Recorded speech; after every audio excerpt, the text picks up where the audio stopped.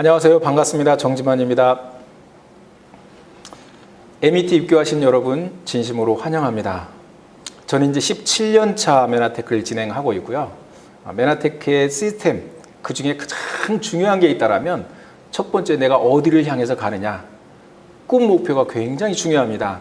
오늘은 그 부분을 여러분과 함께 고민해보고 생각해보는 시간을 가져보도록 하겠습니다. 자, 꿈이 무엇이냐는 질문에요, 숨이 턱 막히는 일이 발생을 합니다. 그게 뭐예요? 어렸을 때는 우리가 꿈이 있었고 그것도 굉장히 컸었습니다. 어떤 사람은 대통령, 국회의원, 의사, 판사, 검사, 이런 다양한 꿈들이 시간이 지나면서 서서히 작아지기 시작했고, 어느 날부터는 꿈이 무엇이냐는 질문에 숨이 턱 막혀요. 뭐더라? 금방 대답이 나오지 않습니다. 그러나 돈 많이 버는 거 얘기하면 좋아, 긍정적인 사인을 보냅니다. 건강한 거, 그렇지. 우리가 행복을 위해서 두 개를 먼저 꼽는다라면, 가장 중요한 것 두 개를 찾는다라면 그것이 바로 돈과 건강입니다. 우리는 10년 전부터 5년 전부터, 때로는 그 이전부터 이 두 가지를 완벽하게 준비하기 위해서 굉장히 많은 시간을 들였고요, 노력을 많이 했습니다. 그럼에도 불구하고 현실적으로 보면 우리 집에 부채가 늘어나 있어요. 가계부채가 굉장히 많이 늘어나 있습니다. 고혈압 환자 통계적으로 많이 늘어나고 있고요. 당뇨 환자도 늘어나고 있고 또 암 환자도 이렇게 늘어나고 있습니다. 자, 우리는 건강하기 위해서, 돈을 벌기 위해서 많은 시간을 투자했는데도 불구하고 내용을 보니까요, 결론적으로 굉장히 반대 방향으로 가고 있다. 이대로 우리가 5년만 더 간다면 어떤 일이 벌어질까요? 더 안 좋아질 것이 뻔하다라고 하는 거거든요. 그래서 우리는 변화가 필요하다라고 얘기를 하는 거예요. 자, 브라이언 트레이시라는 사람입니다. 이분을 소개하는 이유는요, 이분이 메나테크 하는 사람이 아니에요. 그럼에도 불구하고 당대의 자신을 변화시켜서 어마어마하게 부자가 되고 유명한 사람이 된 케이스예요. 우리는 동창회를 하죠. 가보면 옛날 이야기를 많이 합니다. 누구 회장이었던 친구 뭐해? 반장이었던 친구 뭐해? 누구 공부를 굉장히 잘했었는데 그 친구 요즘 뭐하나? 이런 대화들을 많이 하죠. 그러면 공부를 잘했던 친구 교수 됐다고 그러면 인정을 하죠. 회장이었던 친구 무슨 사업체를 차렸다, 그때부터 싹수가 보였어, 이런 얘기들을 참 많이 하게 됩니다. 그런데요, 이 친구는 고등학교를 졸업하지 못했어요. 왜냐하면 점수 미달로, 다시 말해서 공부를 못했다라는 얘기거든요. 근데 이 친구 얘기가 꺼냈는데 이 친구가요, 어마어마한 부자가 됐대. 세계적인 명강사가 됐대. 깜짝 놀란 거, 의외의 변화죠. 그래서 물어보는 거죠. 도대체 그 친구는 뭐해서 그렇게 돈을 벌었대? 어떻게 해서 성공을 했대? 이런 질문들이 쏟아집니다. 근데 이 친구 대답이요, 이 브라이언 트레이시 대답이요, 더 대단했죠. 자신의 습관을 바꿔가지고 부자가 됐다는 거예요. 사람들이 급관심이 생겼습니다. 어떤 습관을 어떻게 바꿨는지. 왜요? 부자가 되고 싶거든요, 누구나. 그렇기 때문에 부자가 되고 싶은 사람들은 어떻게 바꿨는지에 대해서 급관심이 생긴 거예요. 혹시 여러분 이분의 강의를 아직도 들어보지 못했거나 이분이 쓴 책을 보지 못했다라면 제가 한 가지만, 시간이 짧기 때문에 소개를 좀 드려보도록 하겠습니다. 자, 이분은 이 책들에 이렇게 이제 소개를 했는데, 첫 번째 이분이 자기가 성공하게 된 케이스를 소개를 합니다. 그건 뭐냐면 질문이 달랐다. 질문을 바꿨다라고 얘기를 해요. 사람들은 질문을 늘 하고 살지는 않습니다. 그러나 그 질문이 어떤 사람에게는 점점 악순환의 고리가 되기도 하고요, 어떤 분은 굉장히 성공하는 발판이 되기도 합니다. 이분이 고등학교를 졸업하고요, 졸업하지 못하고 이제 사회생활을 시작을 했죠. 중퇴를 하고. 그리고 나서 자기한테 믿음이 생긴 거예요. 그 믿음이 뭐냐면, 나는 고등학교도 제대로 못 나와서 제대로 하는 일이 없을 거야 라고 하는 부정적인 믿음이에요. 그 믿음대로 하는 일마다 안 되기 시작했습니다. 취직을 해도 쫓겨나기 시작했고요, 많은 이직을 통해 가지고 변변한 수입이 없자 이분의 생활이 굉장히 힘들어지기 시작했어요. 나중에는 집세 낼 돈도 없고요, 그래서 노숙을 하기 시작했고 낡은 트럭에서 잠을 자기도 했죠. 여름에는 견딜만 한데요, 더위는 참으면 되니까. 그러나 겨울에 그 혹독한 추위는요, 마치 자기가 이러다가 얼어 죽을 것 같은 그런 위기감을 느끼게 된 거죠. 그때 이분은 질문을 한 거예요. 드디어 왜 부자들은 성공했을까? 왜 더 성공하는 사람들이 있는 것일까? 이 질문을 하게 된 거예요. 그리고 나서 이제 깊은 질문에 꼬리가 물고 일어나는 그 답들. 야, 이 사람들이 어렸을 때부터 일을 잘했을까? 이 사람들은 48시간 했을까? 이 사람들은 몸이 더 건강할까? 오만 생각을 다 해보다가 집에 와가지고요, 그 이튿날 출근을 했을 때 그동안 만났던, 그동안 바라봤던 사람에서 다른 사람을 보기 시작했습니다. 그동안 이 사람은요, 자기랑 비슷한 사람을 만났어요. 어디를 놀러 가더라도 그 사람들끼리 갔습니다. 그래야 편했거든요. 실수를 하더라도 용서가 됐어요. 근데 나보다 잘 살거나 나보다 성공한 사람들 집에 가거나 그 사람들을 만나면 부담스럽고 부자연스럽습니다. 조심스럽단 말이에요, 한마디로. 그래서 그 사람들을 잘 안 만났었어요. 그런데 이제부터는 보는 사람이 달라졌어요. 만나는 사람이 달라졌습니다. 그 회사에서 가장 세일즈를 잘하는 사람을 보게 됐어요. 자기와 비교를 해봤더니 10배나 많이 팔고 있었습니다. 야, 저 사람은 어떻게 써? 똑같은 제품을 가지고 똑같은 사람을 대상으로 똑같은 지역에서 똑같은 시간 동안 저렇게 많이 팔 수가 있을까? 궁금증은 꼬리에 꼬리를 물기 시작했죠. 그리고 자기가 할 수 있는 모든 방법을 동원해 봤습니다. 그럼에도 불구하고 절반도 따라가지 못했어요. 자기는 죽을 힘을 다했는데도 따라가지 못했다. 그래서 그분을 찾아가게 됩니다. 당신은 어떻게 해서 이렇게 많이 팝니까? 나도 온갖 방법을 다 동원해서 해봤는데도 안 됐는데요.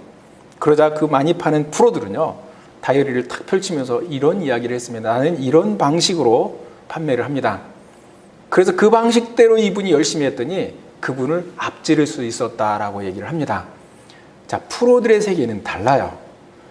그래서 그 방법에 대해서 되게 궁금했었는데요. 그 방법을 결국은 알지를 못했습니다. 저는 최고의 하루라는 책에 조 지라드가 소개가 되어 있는데요. 이 사람은 누구냐면 세일즈 업계, 자동차 세일즈 업계에 기네스북에 12년 동안을 정상을 차지하고 있었던 자리예요. 정말 대단하죠. 한 번 올라가는 것도 쉽지 않은데요. 12년 동안 그것도 전 세계를 상대로 1등을 계속했다. 이건 정말 정말 대단한 사건이죠. 그래서 그 사람이 도대체 어떻게 해서 최고의 정상을 그렇게 오랫동안 지킬 수 있었을까? 이 노하우가 궁금했었습니다. 근데 이 사람이 그렇게 정상을 지켰었던 이유는 특별했어요. 자, 조지라드에게 차를 한 대 사잖아요. 그러면 2시간 동안 상담을 하고 차를 판답니다. 어디에 사십니까? 어디에 출근하십니까? 쉬는 때는 뭐 하십니까? 취미는 뭡니까? 낚시 좋아하시는군요. 아, 낚시는 일주일에 얼마나 가십니까? 이런 상담을 하고 나서 차를 팔아요.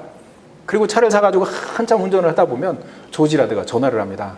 아, 사장님 안녕하세요. 잘 지내셨어요? 네. 웬일이세요? 아, 지금 매달기 보시면 몇 킬로 정도 타셨죠? 깜짝 놀랍니다. 10,000킬로 정도 어떻게 하셨어요? 그건 중요한 게 아니고요. 공업사 어디를 가시면 거기에 과장 누가 있을 겁니다. 거기에 차를 맡기시고 조지라드가 보내서 왔다라고 얘기를 하시면 5% 할인 받으시고요. 거기에 소모품 무엇을 갈아주실 겁니다. 정말 필요한 시간에 필요한 정보를 딱 주는 이것이 이분의 성공 노하우였었어요.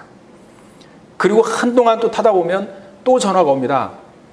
아, 선생님 안녕하세요. 저 조지라드입니다. 웬일이세요? 매달기 보시면 지금 몇만 킬로 타셨죠? 이제는 공업사 어디를 가시면 휠 얼라이먼트를 봐주실 거고 바퀴를 4개를 갈아줄 겁니다. 그러면 편마모를 방지해서 몇 킬로 정도 타이어를 더 탈 수가 있고요. 그 다음에 기어 오일을 이제 교체할 시간입니다. 그 부장에게 저 명함을 주시면 몇 % 할인 받으실 겁니다. 거기 가보니까 최상의 서비스를 제공받고요. 그리고 아주 친절하게 해주시고 또 몇 %까지 깎아주고 이런 것들이 프로의 세계였었어요. 그래서 차를 한 대 팔고요. 여기다가 완전히 집중해가지고 올인해서 이 사람을 최대 기대 이상으로 만족시켜서 이분이 뭔가 빚을 진 것처럼 야, 이 사람이 한 대 팔아가지고 얼마나 남는다고 팔을 사람한테 좀 얘기를 하지 내가 그렇다고 한 대를 더 살 수도 없고 이런 고민에 빠지게 만드는 거거든요. 그래가지고 충분히 이 사람한테 공급을 해줬더니요. 이분이 모임에 가가지고 무슨 모임을 하는데 누가 차를 산다는 얘기를 하는 거예요. 그러자 귀가 번쩍 뜨였습니다. 그리고 그 손을 덥석 잡고 누구한테 가느냐면 조지라드한테 데려다 주는 거예요. 너도 한번 맛 좀 봐라. 최상의 서비스가 어떤 건지. 그리고 나서 데려다 주면 얼마 지나지 않아서 정말 좋은 사람 소개해줘서 고맙다는 얘기를 듣는 거죠.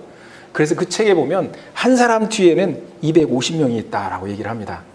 한 사람한테 집중해서 서비스를 제공했을 때, 한 사람을 완전히 졸도할 만큼 만족시켰을 때 이 사람은 가만히 있지 않고 주변 사람들에게 소개를 하기 시작하는데 월급을 주지 않는 뭔가 자발적인 우러나는 마음으로 영업을 해주는 영업사원으로 바뀐다라는 거거든요.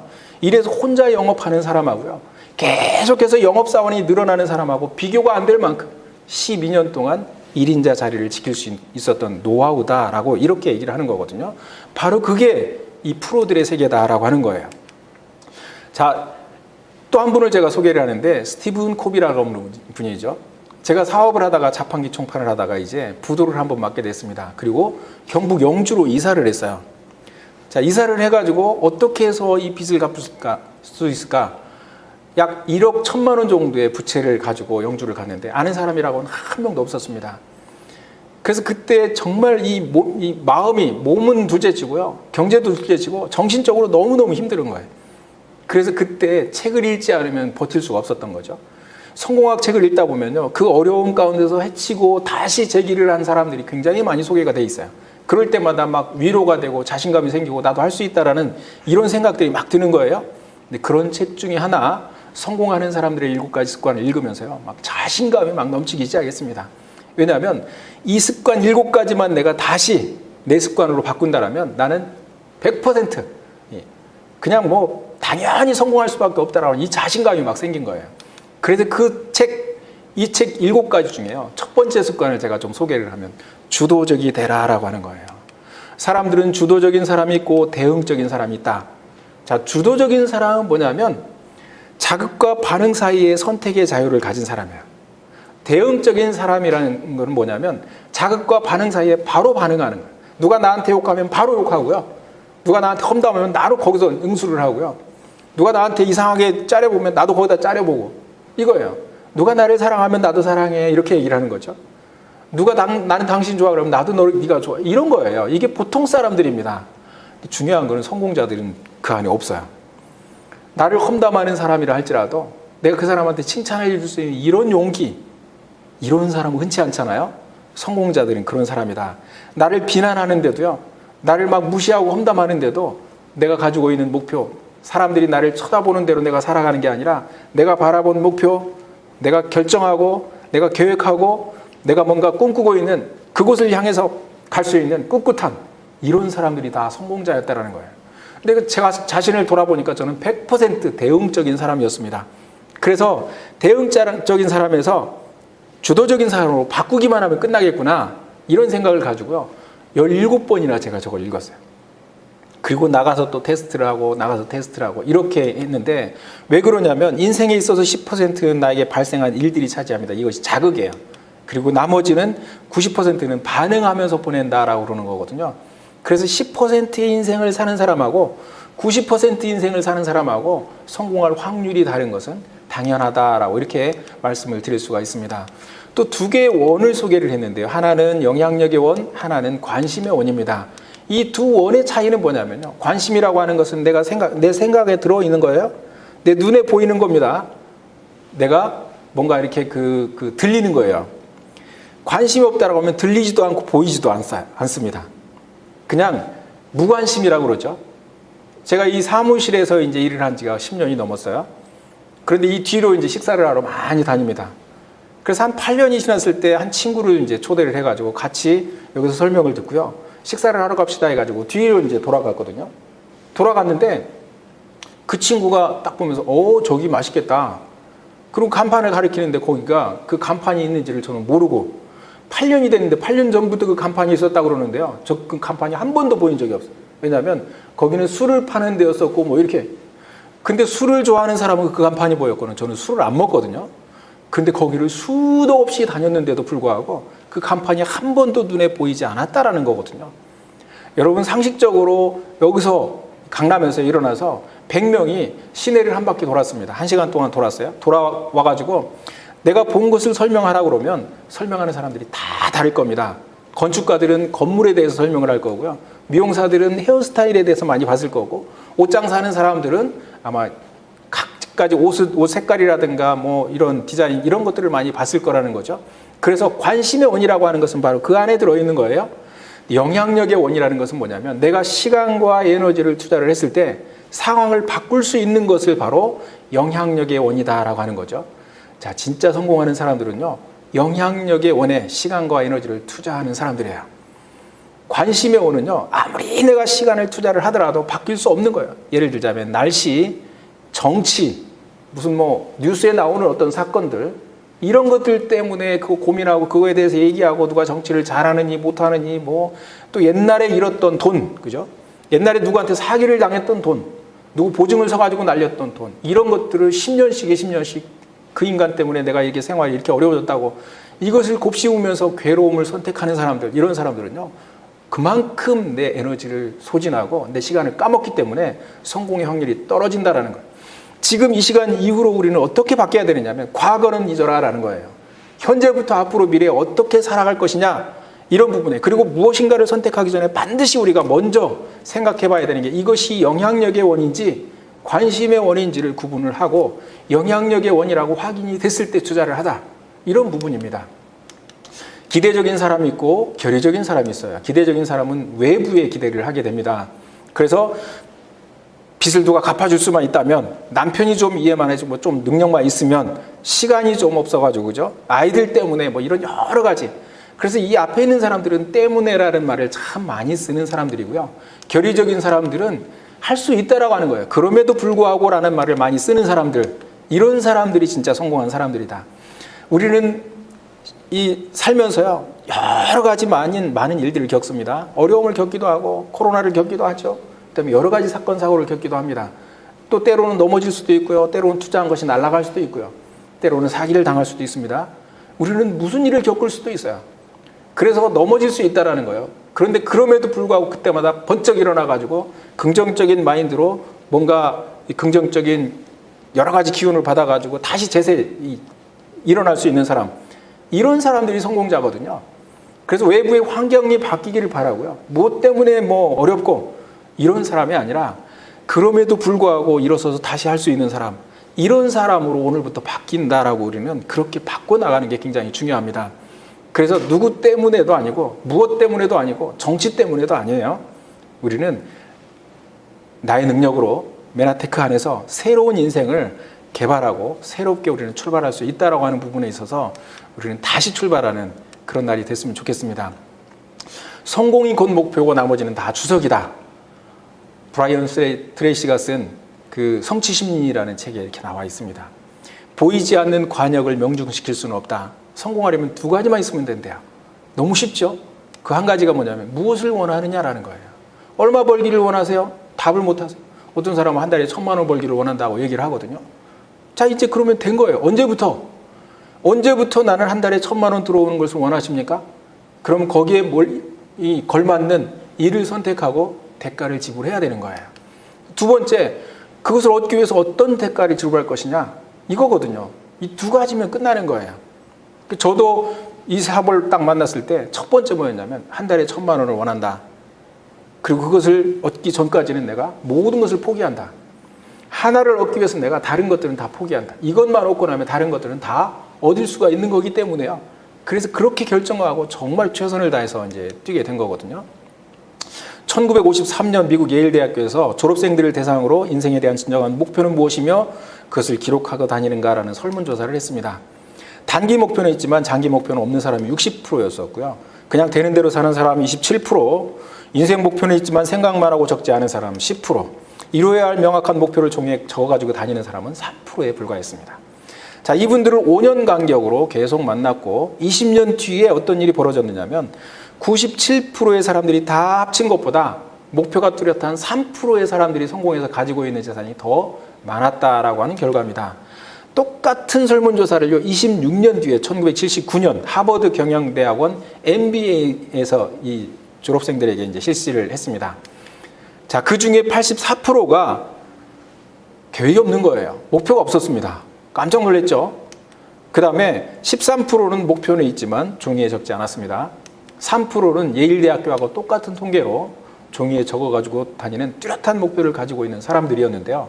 더 놀라운 건 그 뒤입니다. 10년 후에 1989년도에요.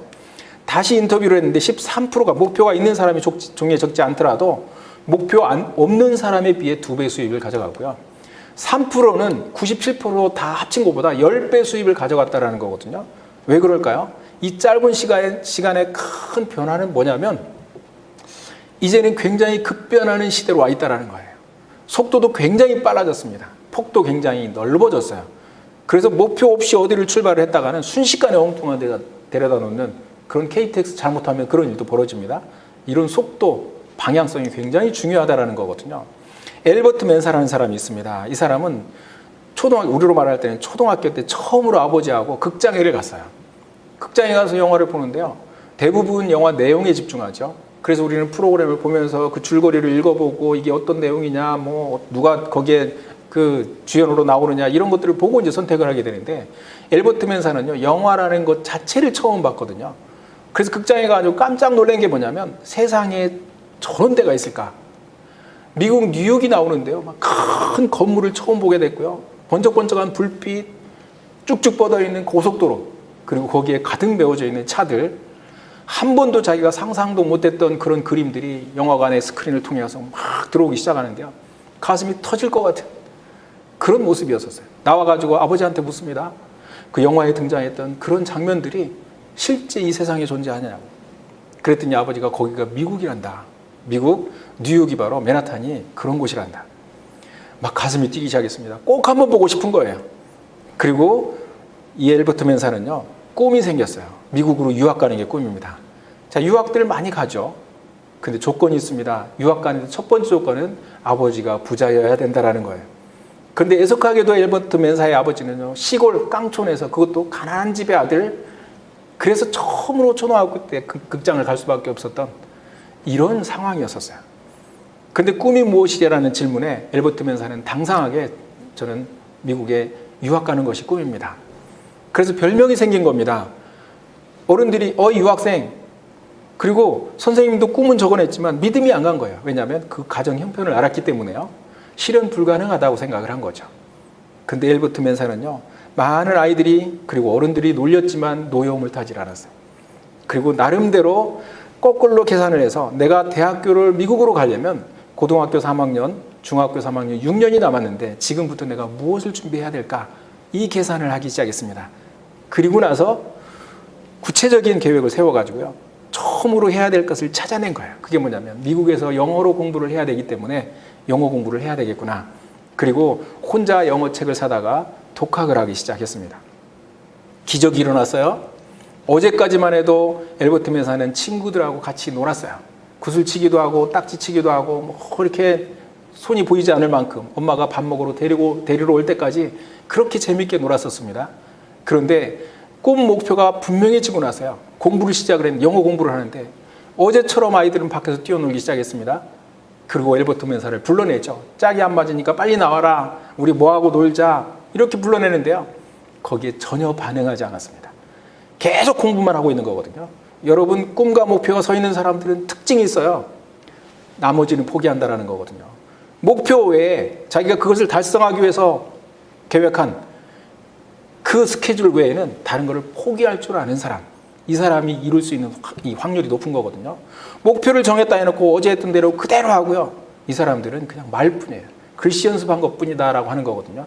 1에서 3년이 가고 나서 이 친구는 뭔가 글로 쓰는 영어를 완벽하게 구사할 수 있었어요. 그래서 미국에 있는 펜팔 친구들을 사귀었죠.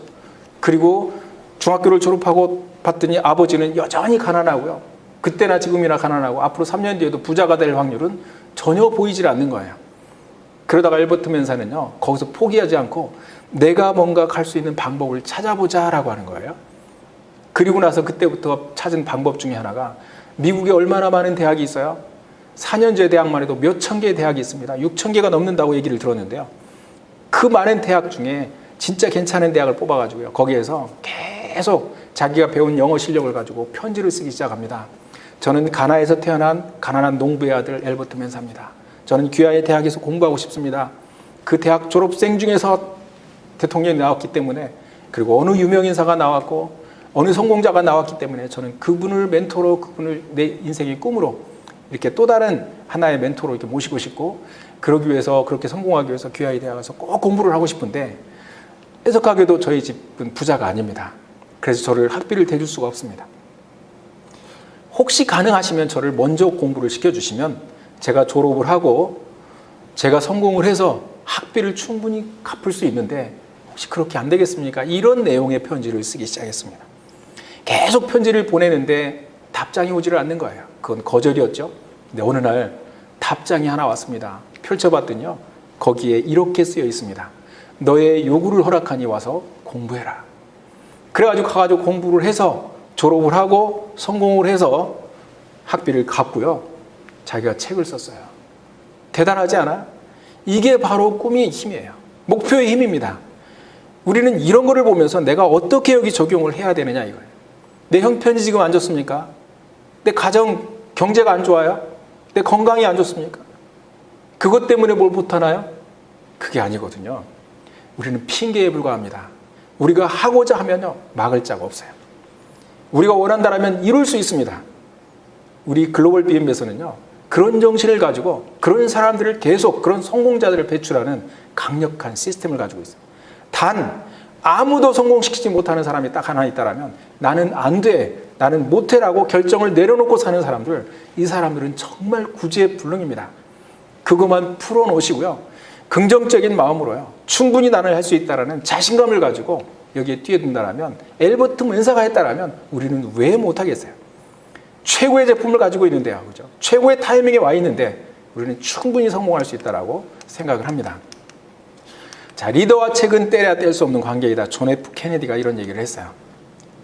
내가 살던 마을이 작은 도서관이 나를 만들었다. 나는 아무리 바빠도 매일 1시간씩, 주말에는 2-3시간씩 책을 읽는다. 빌 게이츠. 여러분 두 분 다 아마 모르는 사람이 아닐 겁니다. 우리는 책을 읽으면 좋다라는 건 너무 잘 알고 있어요. 근데 못 읽거든요. 왜 그러냐면 바빠요. 우리가 이분들보다 조금 더 바쁘죠.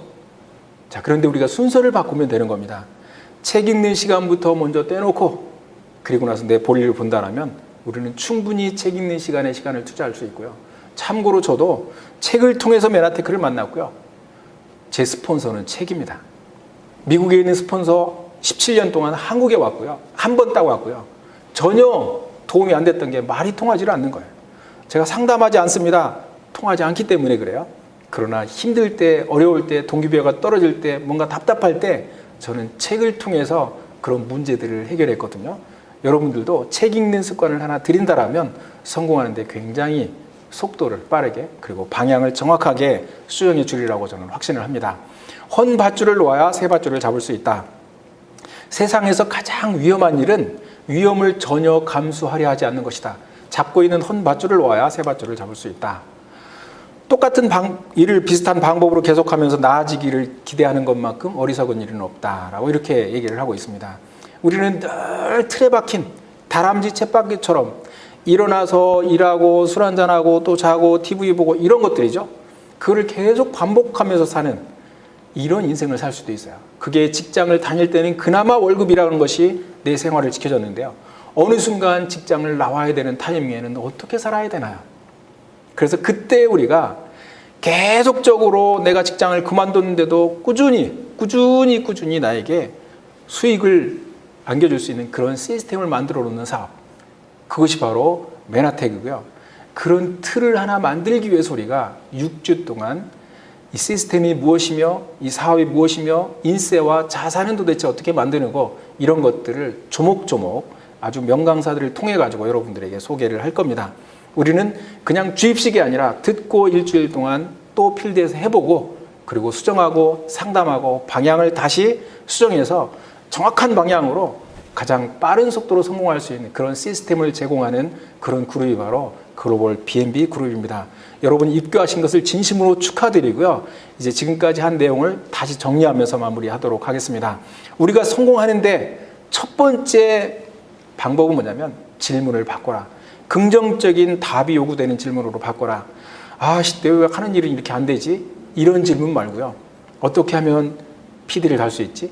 어떻게 하면 내가 1,000만 원대 소득으로 빨리 올라갈 수 있지? 어떻게 하면 그룹을 크게, 어떻게 하면 화기애애한 분위기로, 어떻게 하면 내가 더욱더 잘 될 수 있는 그런 시스템을 만들어낼 수 있지?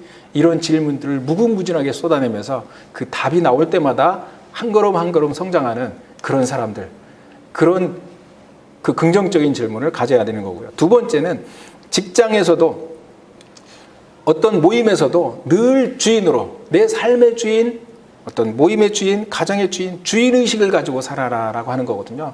누구의 종업원처럼, 직장인처럼 시키는 일만 하고요, 시키는 일도 제대로 못하는 이런 사람이 아닌 주인의식을 가진 주도적인 사람으로 바뀌자. 목표, 성취 가능하면서 구체적인 목표를 가져야 된다는 거예요. 없다라면 오늘 당장이라도 우리는 목표를 정해야 됩니다. 내가 얼마를 벌고 싶고 어디를 가고 싶고 이런 것들을 정해야 되거든요. 우리가 비행기를 타고 LA를 가죠. 출발을 할 때 방송에 나옵니다. LA 가는 비행기라고요. 그리고 우리는 잊어버려요. 그리고 TV를 보기도 하고요. 거기에서 영화를 보기도 하고 또 잠을 자기도 하고 그렇게 시간을 보내다가 시간이 딱 되면 LA 공항에 도착을 하게 됩니다. 그런데 놀라운 일은요. 그 항로를 비행기가 여러 번 이탈한다라는 거예요. 바람 때문에 어떤 기류 때문에 많이 이탈을 하는데요. 그럼에도 불구하고 갈 수 있었던 것은 그 항로 가운데 목표가 분명하기 때문에 그래요. 목표를 벗어냈을 때 그 알람이 울고요. 또 속도가 늦었을 때 또 알람이 울고 그래서 거기에 자동으로 좀 맞추지만 옛날에는 기장들이 그것을 맞춘다라는 거예요. 얼만큼 벗어났으면 또 끌어다 맞추고 얼만큼 늦어졌으면 또 속도를 더 내고 이렇게 하는 것처럼 그래서 목표가 있다라면 우리의 삶의 여러 가지 습관들이 그 목표에 맞춰서 수정되고 바뀌어지게 됩니다. 그리고 내가 목표가 틀어졌을 때 나에게 자극하는 뭔가가 있거든요. 그것을 우리는 갖춰야 된다라고 하는 겁니다. 일 중독이라는 이름을 그 얘기를 들을 만큼 우리는 정말 내 몸을 더 열심히 움직여서 주변 사람들을 행복하고 주변 사람들을 유익하게 만들었을 때 나라는 존재를 누구나 반겨주는 그런 사람으로 바꿔줍니다. 책 하루에서 30분 또는 1시간 정도 있는 습관을 들여보자. 미팅, 우리가 미팅에서 시작해서 미팅으로 끝난다라고 얘기를 할 만큼 미팅은 굉장히 중요합니다. 지금은 우리가 코로나 때문에 오프라인 미팅을 못하고 있거든요. 그래서 월요일, 목요일, 토요일 오전 10시, 오후 9시에 끊임없이 미팅이 돌아가고 있습니다. 이 미팅을 통해서 여러분은 많은 정보를 들을 수 있고요. 그 다음에 그 많은 그 지식적인 제품 지식이라든가 이런 것들을 들을 수 있습니다. 그걸 통해서 내 건강을 회복하고 또 경제에 큰 도움이 될 수 있는 그런 어떤 정보 그리고 사람들과 공유할 수 있는 그 성공 노하우들을 분명히 얻게 되리라고 생각을 하고요. 여러분들이 6주 동안 빠짐없이 여기 참석을 하신다면 여러분들은 새로운 사람으로 거듭나고 새로운 목표를 향해서 추진력 있게 나아가는 최고의 멋진 사업가들로 분명히 바뀔 수 있고요. 그런 습관들이 여러분 미래의 큰 성공자의 위치로 여러분들을 분명히 옮겨놓게 될 거라고 확신합니다. 감사합니다.